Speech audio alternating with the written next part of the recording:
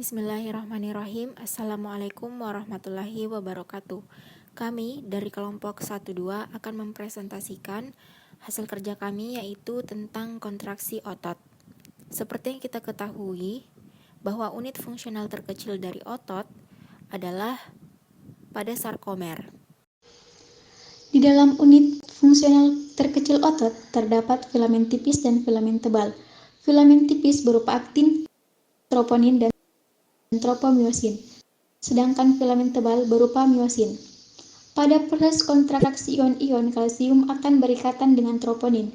Ion kalsium yang berikatan dengan troponin akan membuat troponin dan tropomyosin bergeser ke samping sehingga mengekspos bagian aktif dari aktin. Tereksposnya bagian aktif dari aktin akan membuat myosin terangsang untuk menempel dengan aktin dan membentuk jembatan silang. Adanya jembatan silang akan memicu kayuhan bertenaga yang menarik filamen tipis ke arah dalam sewaktu kontraksi.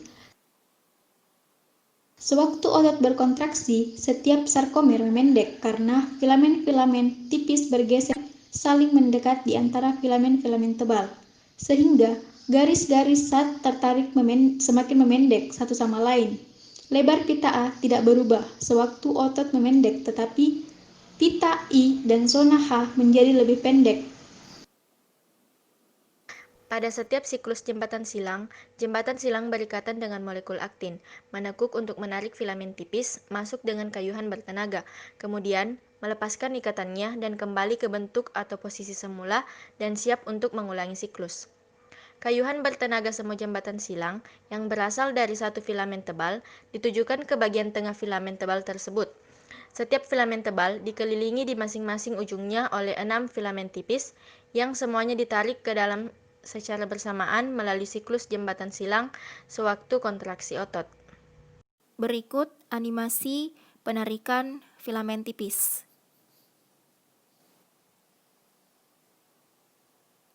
Selanjutnya muncul pertanyaan, dari manakah ion-ion kalsium diperoleh?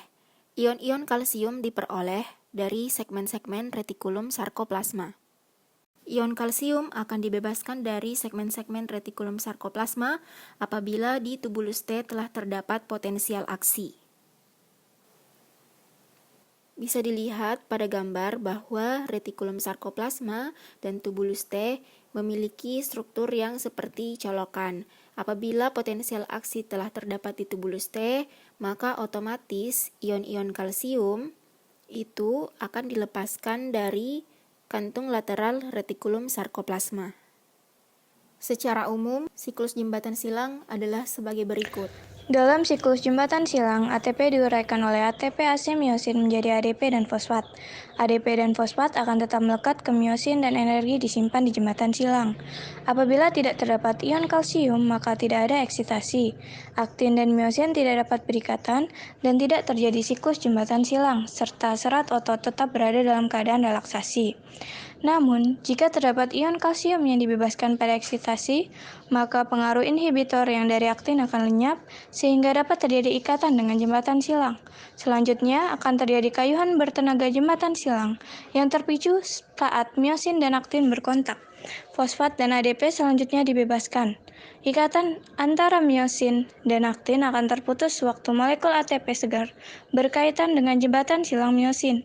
Selanjutnya, jembatan silang akan kembali ke keadaan normal, kemudian ATP akan terhidrolisis lagi dan mengulang siklus ini kembali kepada tahap yang pertama. Namun, jika tidak tersedia ATP segar atau setelah kematian, maka aktin dan myosin tetap terikat dan menyebabkan kaku pada mayat. Untuk lebih jelasnya, dapat kita simak video berikut.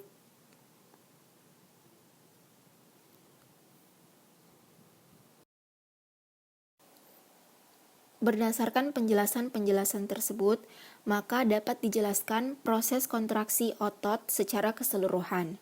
Di sini terdapat proses kontraksi otot rangka dan otot jantung. Pada dasarnya, keduanya memiliki proses kontraksi otot yang sama. Perbedaan terletak pada otot rangka yang harus menunggu komando dari otak untuk melakukan gerak, sementara pada jantung, kontraksinya berlangsung secara spontan, sehingga otot jantung tidak perlu menunggu komando dari otak untuk dapat berkontraksi.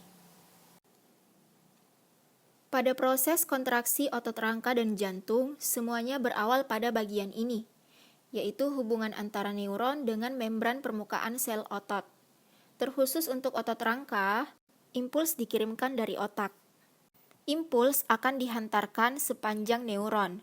Selanjutnya, asetilkolin akan dibebaskan dari neuron melalui celah dan berikatan dengan reseptor. Selanjutnya akan terbentuk potensial aksi sebagai respons terhadap pengikatan asetilkolin yang akan diteruskan hingga ke tubulus T. Adanya asetilkolin di tubulus T akan memicu pelepasan ion-ion kalsium dari retikulum sarkoplasma. Selanjutnya, ion kalsium akan berikatan dengan troponin. Pengikatan dengan troponin akan membuat troponin dan tropomiosin bergeser ke samping dan mengekspos bagian aktif dari aktin. Sehingga miosin akan menempel dan terbentuklah yang namanya jembatan silang. Selanjutnya, filamen tipis akan ditarik ke arah dalam, sehingga sarkomer memendek, otot pun berkontraksi. Terkhusus pada otot rangka, proses ini akan berlangsung berulang-ulang selama masih ada komando dari otak untuk melakukan gerakan. Jika sudah tidak ada perintah dari otak untuk melakukan gerakan, maka asetilkolin akan berhenti dilepaskan. Sehingga otomatis ion kalsium akan kembali ke retikulum sarkoplasma. Dan troponin serta tropomiosin akan kembali menutup bagian aktif dari aktin. Maka terputuslah jembatan silang antara aktin dan miosin, sehingga sarkomer akan kembali memanjang dan otot kembali berelaksasi.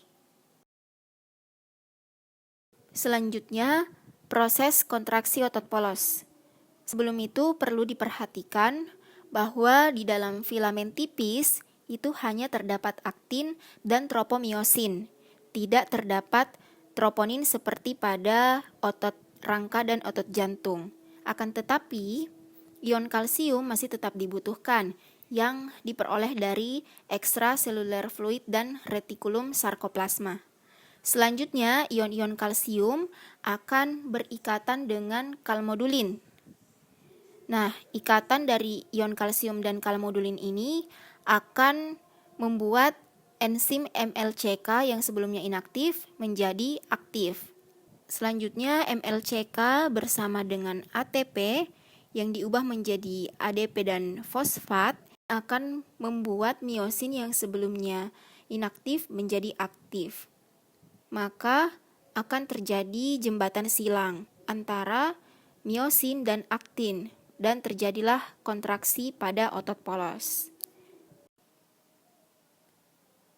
Nah, dari penjelasan tentang proses kontraksi otot, kita akan menemukan perbedaan dari otot rangka, otot jantung, dan otot polos. Yang pertama, dari kontraksinya, untuk otot rangka itu bekerja di bawah kesadaran. Pada otot jantung dan otot polos, kontraksi bekerja di luar kesadaran. Selanjutnya, untuk retikulum sarkoplasma, pada otot rangka itu dia tidak tergantung pada ion kalsium ekstrasel, sedangkan untuk otot jantung dan otot polos, keduanya itu tergantung pada ion kalsium ekstrasel. Selanjutnya, untuk protein kontraktil, pada otot rangka dan otot jantung itu memiliki aktin, miosin, troponin, dan tropomiosin. Sementara untuk otot polos itu tidak terdapat troponin, tetapi dia terdapat kalmodulin. Selanjutnya, mekanisme kontraksi relaksasi. Pada otot rangka dan otot jantung, utamanya berbasis aktivitas saraf. Sedangkan untuk otot polos, utamanya berbasis pada aktivitas enzim. Lanjut pada batas antara sel, untuk otot rangka berupa tight junction. Sedangkan untuk otot jantung dan otot polos itu berupa gap junction. Baik, cukup sekian video penjelasan dari kelompok kami. Lebih dan kurangnya mohon dimaafkan. Wassalamualaikum warahmatullahi wabarakatuh.